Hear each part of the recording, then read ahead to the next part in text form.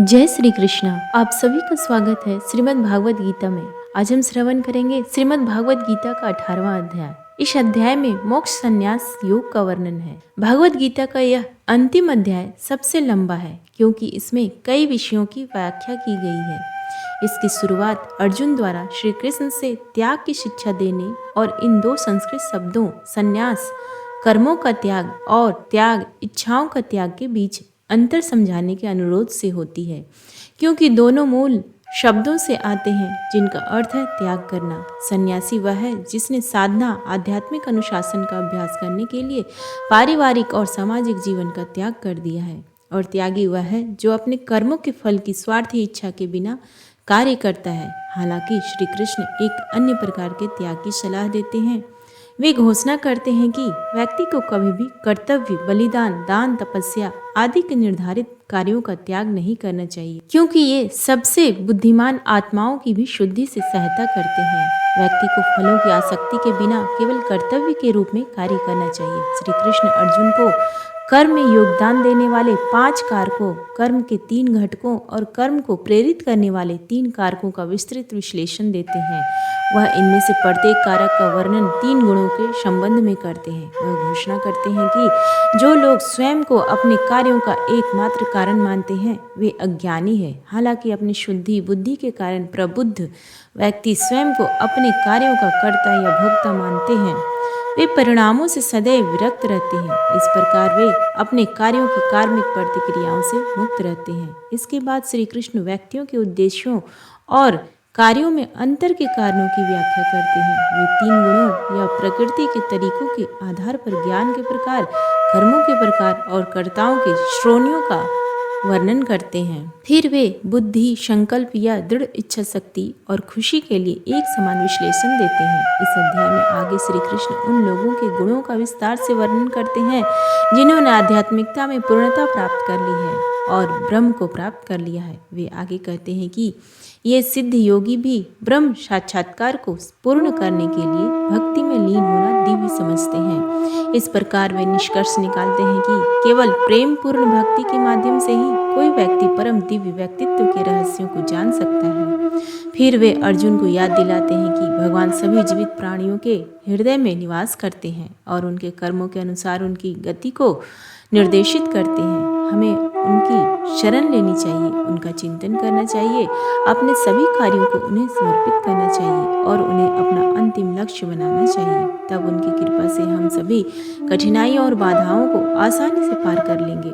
हालांकि अगर हम अभिमान से प्रेरित होकर अपने आवेगों के अनुसार कार्य करते हैं तो हम असफल हो जाएंगे। निष्कर्ष के तौर पर श्री कृष्ण अर्जुन को बताते हैं कि सबसे एक गोपनीय ज्ञान है सभी धार्मिक विविधताओं को त्याग देना और केवल भगवान के प्रति समर्पण करना। हालांकि वे चेतावनी देते हैं कि आपको इस ज्ञान को केवल भक्तों के साथ साझा करना चाहिए, ना कि उन लोगों के साथ जो तपस्वी नहीं है, क्योंकि वे इस दिव्य ज्ञान की गलत व्याख्या कर सकते हैं और सभी कार्यों को त्यागने के लिए गैर जिम्मेदाराना तरीके से इसका दुरुपयोग कर सकते हैं। लेकिन इस गोपनीय ज्ञान को योग्य आत्माओं को समझना प्रेम का सर्वोच्च कार्य है और इसे स्वयं भगवान द्वारा पोषित किया जाता है। दिव्य ज्ञान से आलोकित होकर अर्जुन श्री कृष्ण से कहता है कि उसके सभी संदेह और भ्रम दूर हो गए हैं और वह उनके निर्देशों के अनुसार कार्य करने के लिए तैयार है।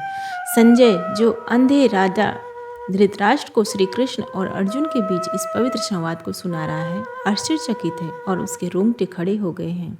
वह राजा को बताता है कि उनके वार्तालाप और परम भगवान के दिव्य ब्रह्मांडीय रूप की स्मृति को याद करके उसे कितना आनंद मिल रहा है।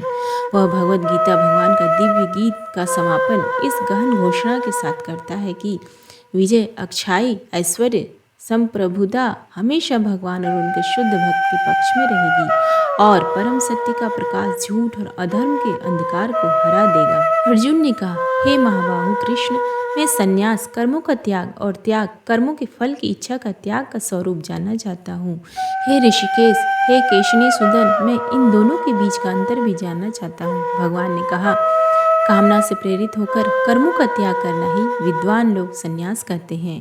सभी कर्मों के फलों का त्याग करना ही बुद्धिमान लोग त्याग कहते हैं। कुछ विद्वान लोग कहते हैं कि सभी प्रकार के कर्मों को बुरा मानकर छोड़ देना चाहिए, जबकि अन्य कहते हैं कि यज्ञ, दान और तप जैसे कर्मों को कभी नहीं छोड़ना चाहिए। हे नरसिंह, अब त्याग के विषय में मेरा निष्कर्ष सुनो, क्योंकि त्याग 3 प्रकार का बताया गया है। यज्ञ, दान और तप पर आधारित कर्मों को कभी नहीं छोड़ना चाहिए, उन्हें अवश्य करना चाहिए। वास्तव में यज्ञ, दान और तप के कर्म बुद्धिमान लोगों के लिए भी पवित्र करने वाले हैं। हे अर्जुन, इन कर्मों को आसक्ति और फल की आशा के बिना करना चाहिए, यह मेरा निश्चित और सर्वोच्च निर्णय है। नियत कर्तव्यों का कभी त्याग नहीं करना चाहिए, ऐसा मोहग्रस्त त्याग तामसी कहलाता है। जो कर्म कष्टदायक या शारीरिक कष्ट देने वाले हो, उन्हें छोड़ देना रजोगुणी त्याग है। ऐसा त्याग कभी भी लाभदायक या उन्नतिदायक नहीं होता। हे अर्जुन, जब कोई व्यक्ति अपने कर्तव्य के प्रति समर्पित होकर कर्म करता है और फल की आसक्ति को त्याग देता है, तो वह सत्व गुणी कहलाता है। जो लोग ना तो अप्रिय कर्म से बचते हैं और ना ही इसे इसलिए चाहते हैं कि वह प्रिय है, वे ही सच्चे त्यागी पुरुष हैं। वे सतोगुण से संपन्न हैं और उन्हें कर्म के स्वरूप के विषय में कोई संदेह नहीं है। देहधारी जीव के लिए कर्मों का पूर्णतः त्याग करना असंभव है, किंतु जो लोग अपने कर्मों के फलों को त्याग कर देते हैं, वे ही सच्चे त्यागी कहलाते हैं। जो लोग व्यक्तिगत फल के प्रति आसक्त रहते हैं, उन्हें मृत्यु के बाद भी कर्मों के 3 प्रकार के फल प्राप्त होते हैं, सुखद, अप्रिय और मिश्रित। लेकिन जो लोग अपने कर्मों के फलों को त्याग कर देते हैं, उन्हें इस लोक या परलोक में ऐसे फल नहीं मिलते। हे अर्जुन, अब तुम मुझसे उन 5 कारणों के विषयों में जान लो जो सांख्य के सिद्धांत में सभी कार्यों की सिद्धि के लिए बताए गए हैं, जिसमें कर्मों की प्रतिक्रियाओं को रोकने का तरीका बताया गया है। शरीर, कर्ता, आत्मा, विभिन्न इंद्रियों, अनेक प्रकार के प्रयास तथा ईश्वरीय विधान, ये 5 कर्म के कारक हैं। शरीर, वाणी या मन से जो भी कर्म उचित या अनुचित होता है, उसके लिए ये 5 सहायक कारण हैं। जो लोग इसे नहीं समझते, वे आत्मा को ही एकमात्र कर्ता मानते हैं। अपनी अशुद्ध बुद्धि के कारण वे वस्तुओं को यथावत नहीं देख पाते। जो लोग कर्तापन के अहंकार से मुक्त हैं और जिनकी बुद्धि अनासक्त है, वे भले ही जीवों को मार डालें, परंतु वे ना तो मारते हैं और न ही कर्मों से बनते हैं। ज्ञान का विषय और ज्ञाता, ये 3 कारक हैं जो क्रिया को प्रेरित करते हैं। क्रिया का साधन स्वयं क्रिया और कर्ता, ये क्रिया के 3 घटक हैं। सांख्य दर्शन में ज्ञान, कर्म और कर्ता 3 प्रकार के बताए गए हैं, जो प्रकृति के 3 गुणों के अनुसार भेद किए गए हैं। सुनो, मैं तुम्हें इनके भेद बताता हूँ। उस ज्ञान को शतोगुणी समझो, जिसके द्वारा मनुष्य समस्त विविध जीवों में एक अविभाजित अविनाशी तत्व को देखता है। उस ज्ञान पर रजोगुण से विचार करना चाहिए, जिसके द्वारा मनुष्य विभिन्न शरीरों में स्थित अनेक जीवों को पृथक तथा असंबद्ध रूप में देखता है। वह ज्ञान अज्ञानता की अवस्था में कहा जाता है, जहाँ व्यक्ति एक खंडित अवधारणा में इस प्रकार लिप्त रहता है जैसे कि वह संपूर्ण को अपने में समाहित कर लेती है, तथा जो न तो तर्क पर आधारित होता है, न ही सत्य पर आधारित होता है। जो कर्म शास्त्रों के अनुसार आसक्ति और द्वेष से मुक्त तथा फल की इच्छा के बिना किया जाता है, वह सात्विक होता है। जो कार्य स्वार्थपूर्ण इच्छा से प्रेरित होकर गर्व के साथ किया जाता है तथा तनाव से भरा होता है, वह वासना की प्रकृति का होता है। वह कर्म तमोगुणी कहा जाता है, जो मोहवश अपनी क्षमता के बारे में सोचे बिना तथा दूसरों के परिणाम, हानि और चोट की परवाह किए बिना आरंभ किए जाते हैं। कलाकार को सात्विक गुण में तब तक कहा जाता है जब वह अहंकार और आसक्ति से मुक्त हो, उत्साह और दृढ़ संकल्प से संपन्न हो तथा सफलता और असफलता से समभाव रखता हो। जब कर्ता कर्म के फल की लालसा रखता है, लोभी, हिंसक स्वभाव वाला, अशुद्ध तथा हर्ष शोक से द्रवित होता है, तो उसे रजोगुणी माना जाता है। तमोगुणी व्यक्ति वह होता है जो अनुशासनहीन, अशिष्ट, हठी, कपटी, आलसी, निराश तथा टाल मटोल करने वाला होता है। हे अर्जुन, अब मैं जो 3 गुणों के अनुसार बुद्धि और संकल्प के भेदों का विस्तार पूर्वक वर्णन कर रहा हूँ, उसे सुनो। हे पार्थ, जब बुद्धि यह समझ लेती है कि उचित कर्म क्या है, अनुचित कर्म क्या है, कर्तव्य क्या है, अकर्तव्य क्या है, किससे डरना चाहिए और किससे नहीं, कौन सी बात बांधने वाली है, तब बुद्धि सत्वगुणी कही जाती है। हे पार्थ, जब बुद्धि धर्म और अधर्म में भ्रमित हो जाती है और उचित तथा अनुचित आचरण में भेद नहीं कर पाती, तब वह रजोगुणी मानी जाती है। हे पार्थ, जो बुद्धि अंधकार से आच्छादित है, जो अधर्म ही धर्म मानती है और असत्य को ही सत्य मानती है, वह अज्ञान स्वरूप है। हे पार्थ, जो दृढ़ संकल्प योग के द्वारा विकसित होता है, जो मन प्राण और इंद्रियों की क्रियाओं को धारण करता है, वही शतोगुणी संकल्प कहलाता है। अर्जुन, जिस दृढ़ इच्छा शक्ति से मनुष्य आसक्ति और फल की इच्छा से कर्तव्य सुख और धन को धारण करता है, वह रजोगुणी दृढ़ता है। वह अज्ञान पूर्वक किया गया संकल्प तामसी संकल्प कहलाता है, जिसमें मनुष्य स्वप्न देखना, भय, शोक, निराशा और दंभ का त्याग नहीं करता। हे अर्जुन, अब तुम मुझसे उन 3 प्रकार के सुखों के विषय में सुनो, जिनसे देहधारी आत्मा प्रसन्न होती है और जिनसे समस्त दुखों का अंत हो जाता है। जो सुख पहले विष के समान प्रतीत होता है किंतु अंत में अमृत के समान लगता है, उसे सतोगुणी सुख कहते हैं। वह आत्मज्ञान में स्थित शुद्ध बुद्धि से उत्पन्न होता है। जब सुख इंद्रियों के विषयों के साथ संपर्श होता है तो उसे रजोगुणी कहा जाता है। ऐसा सुख पहले तो अमृत के समान होता है लेकिन अंत में विष के समान होता है। जो सुख आदि से अंत तक आत्मा के स्वरूप को आच्छादित रखता है तथा जो निद्रा, आलस्य तथा प्रमाद से उत्पन्न होता है, वह तामसी कहा जाता है। पृथ्वी पर या इस भौतिक जगत के उच्चतर स्वर्गों में कोई भी जीव इन 3 गुणों के प्रभाव से मुक्त नहीं है।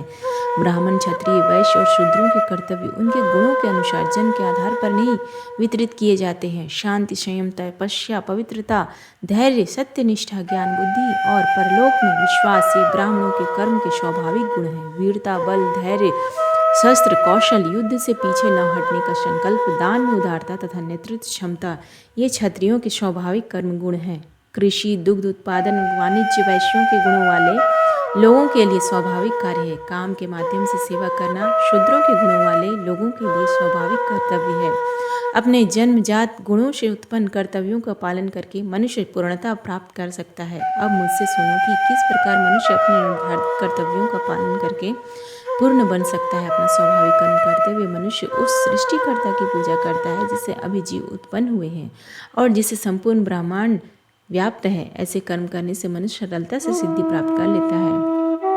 अपना धर्म करना भले ही अपूर्ण रूप से हो, दूसरे का धर्म करने से बेहतर है, भले ही वह पूर्ण रूप से हो। अपने जन्मजात कर्तव्यों का पालन करने से व्यक्ति को पाप नहीं लगता। हे कुंती पुत्र, मनुष्य को अपने स्वभाव से उत्पन्न कर्तव्यों का परित्याग नहीं करना चाहिए, भले ही उनमें दोष दिखाई दे। वास्तव में सभी प्रयास किसी न किसी बुराई से ढके हुए हैं, जैसे आग धुएं से ढकी हुई है।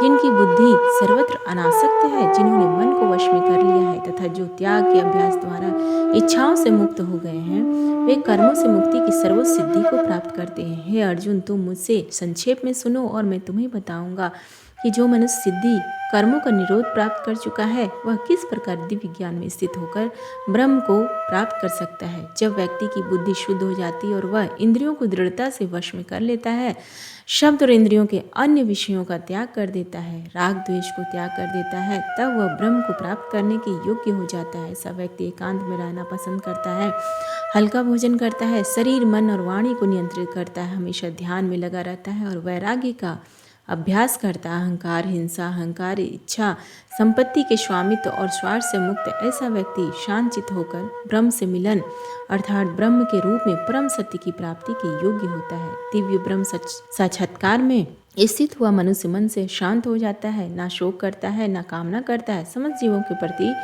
संभाव रखने वाला ऐसा योगी मुझ में परम भक्ति प्राप्त करता है। केवल मेरे प्रति प्रेम पूर्ण भक्ति से ही मनुष्य यह जान पाता है कि मैं वास्तव में कौन हूँ। फिर मुझे जान लेने पर मेरा भक्त मेरी पूर्ण चेतना में प्रवेश करता है। मेरे भक्तगण सभी प्रकार के कर्म करते हुए भी मेरी शरण में आते हैं। मेरी कृपा से वे सनातन तथा विनाशी धाम को प्राप्त करते हैं। अपनी प्रत्येक क्रिया मुझसे समर्पित कर दो, मुझे ही अपना परम लक्ष्य बना लो। बुद्धि योग का आश्रय लेकर अपनी चेतना को सदैव मुझ में लीन रखो। यदि तुम सदैव मेरा स्मरण करोगे तो मेरी कृपा से तुम सभी बाधाओं और कठिनाइयों पर विजय प्राप्त कर लोगे। किंतु यदि अभिमान के कारण तुम मेरी सलाह नहीं मानोगे तो तुम नष्ट हो जाओगे। यदि तुम अहंकार से प्रेरित होकर सोचते हो कि मैं युद्ध नहीं करूँगा तो तुम्हारा निर्णय व्यर्थ हो जाएगा। तुम्हारा अपना स्वभाव तुम्हें युद्ध करने के लिए बाध्य करेगा। हे अर्जुन, मोहवश जो तू कर्म तू नहीं करना चाहते उसे अपनी प्रकृति से उत्पन्न वृत्ति के कारण तू स्वयं ही करने को विवश हो जाएगा। हे अर्जुन, परमेश्वर सभी जीवों के हृदय में निवास करते हैं। वे अपने कर्मों के अनुसार उन आत्माओं को मार्ग दिखाते हैं जो भौतिक ऊर्जा से बनी मशीन पर बैठी है। हे भारत, अपने संपूर्ण अस्तित्व के साथ केवल उन्हीं के प्रति समर्पित हो जाओ। उनकी कृपा से तुम्हें पूर्ण शांति और शाश्वत धाम की प्राप्ति होगी। इस प्रकार मैंने तुम्हें यह ज्ञान बताया है जो सब रहस्यों से भी अधिक गुप्त है। इस पर गहन विचार करो और फिर जैसा चाहो वैसा करो। तुम फिर से मेरी परम शिक्षा सुनो जो समस्त ज्ञानों में सबसे गोपनीय। मैं तुम्हें इसे तुम्हारे लिए लाभ के लिए प्रकट कर रहा हूँ क्योंकि तुम मुझे बहुत प्रिय हो। सदैव मेरा चिंतन करो, मुझे भक्त बनो, मेरी पूजा करो और मुझे नमस्कार करो। ऐसा करने से तुम अवश्य ही मेरे पास आओगे। यह मेरी तुमसे प्रतिज्ञा है क्योंकि तुम मुझे बहुत प्रिय हो। सब प्रकार के धर्मों को त्याग कर केवल मेरी शरण में आ जा, मैं तुझे समस्त पापों से मुक्त कर दूंगा। तू डर मत। यह उपदेश उन लोगों को भी कभी नहीं बताना चाहिए जो तपस्वी नहीं है या जो श्रद्धालु नहीं है। इसे उन लोगों को भी नहीं कहना चाहिए जो सुनने से विमुख है, और विशेषकर उन लोगों को नहीं जो मुझसे ईर्ष्या करते हैं। मेरे भक्तों में जो इस परम गुह्य ज्ञान को सिखाते हैं वे सबसे महान प्रेम का कार्य करते हैं। वे निस्संदेह मेरे पास आएंगे। उनसे अधिक प्रेम पूर्वक मेरी सेवा कोई भी मनुष्य नहीं करता और ना ही इस पृथ्वी पर मुझसे अधिक प्रिय कोई होगा। और मैं घोषणा करता हूँ कि जो लोग हमारे इस पवित्र संवाद का अध्ययन करेंगे वे ज्ञान यज्ञ के द्वारा अपनी बुद्धि से मेरी पूजा करेंगे। मेरा ऐसा मत है। जो लोग इस ज्ञान को केवल श्रद्धापूर्वक तथा ईर्ष्या रहित होकर सुनेंगे वे पापों से मुक्त हो जाएंगे तथा उन शुभ धर्मों को धामों को प्राप्त करेंगे जहाँ पुण्यात्मा निवास करते हैं। हे अर्जुन, क्या तुमने एकाग्र मन से मेरी बात सुनी है? क्या तुम्हारा ज्ञान और मोह नष्ट हो गया है? अर्जुन ने कहा, हे अच्युत, आपकी कृपा से मेरा मोह दूर हो गया है और मैं ज्ञान में स्थित हो गया हूँ। अब मैं संशय से मुक्त हो गया हूँ और आपके आदेशानुसार कार्य करूँगा। संजय ने कहा, इस प्रकार मैंने वसुदेव के पुत्र श्री कृष्ण और पृथा के महान हृदय वाले पुत्र अर्जुन के बीच यह अद्भुत वार्तालाप सुना। यह संदेश इतना रोमांचकारी है कि मेरे रोंगटे खड़े हो गए। वेद व्यास की कृपा से मैंने स्वयं योगेश्वर श्री कृष्ण से इस परम एवं अत्यंत गोपनीय योग का सुना है। हे राजन, जब मैं भगवान श्री कृष्ण और अर्जुन के बीच इस अद्भुत संवाद को बार बार स्मरण करता हूँ तो मुझे बार बार आनंद आता है। भगवान श्री कृष्ण के उस अत्यंत आश्चर्यजनक एवं अद्भुत ब्रह्मांडीय रूप का स्मरण करके मुझे बड़ा आश्चर्य होता है और मैं बार बार आनंद से रोमांचित हो उठता हूँ। जहाँ भी योग के स्वामी भगवान श्री कृष्ण है तथा जहाँ भी श्रेष्ठ धनुर्धर अर्जुन है वहाँ निश्चित रूप से अनंत ऐश्वर्य, विजय, समृद्धि और धर्म विद्यमान होंगे। इस बात का मुझे पूरा विश्वास है। उम्मीद है आपको आज का ये वीडियो पसंद आए तो प्लीज़ वीडियो को लाइक करें, शेयर करें और चैनल पर नए हैं तो सब्सक्राइब करें। कमेंट बॉक्स में जय श्री हरि विष्णु, जय श्री कृष्णा लिखना ना भूलें। धन्यवाद।